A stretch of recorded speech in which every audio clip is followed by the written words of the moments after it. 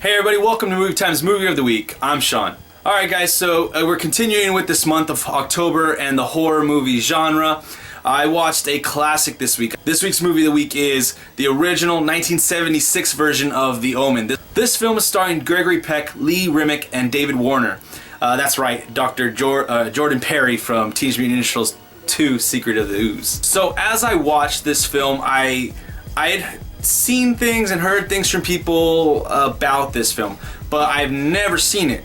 But when I was watching it, I was like, man, how do I know this part? How do I know this is happening? And then I recalled that, like, oh wait, wasn't there a remake of The Omen? And there was a remake in 2006 starring Liev Schreiber and Julia Stiles. Now with this original, there's nothing groundbreaking that happened, at least from my perspective of this movie, but I did like the consistent tone of this film.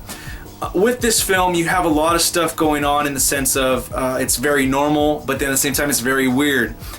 But it kept a certain tone to it the whole time. When you saw a dog and in the beginning of the film and they did the horror suspenseful type music, it came out of nowhere kind of. You weren't expecting it. I thought it was a little weird that it did there out of nowhere. But at the same time, it did that throughout the film. It wasn't anything that was up and down. The tone and the speed of the film were always pretty normal. This film, to me, it isn't so much a horror movie what I'm used to seeing, but I can imagine watching this in '76 and being like, holy cow, I'm freaked out right now. I don't want to have any kids anytime soon. For the most part, the acting was what I would expect, but I did like the acting from Gregory Peck as the lead in this film. I definitely liked it from Dr. Jordan Perry, David Warner in this film. I liked how those two had a chemistry.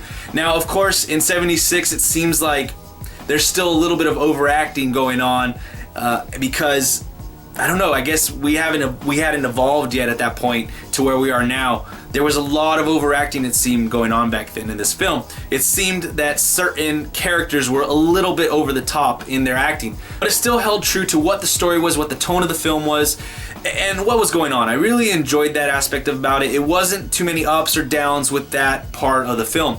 Overall, like I said, nothing groundbreaking in my perspective. It was a pretty good storyline. It was good how they got to the end point of what's happening with the child and the apostate that was there as well.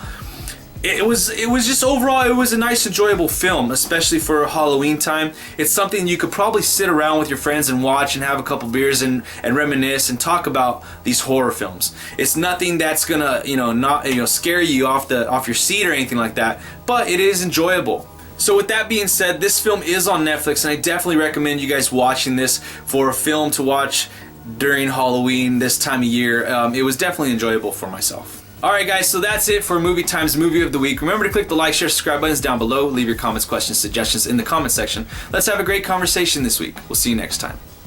Peace.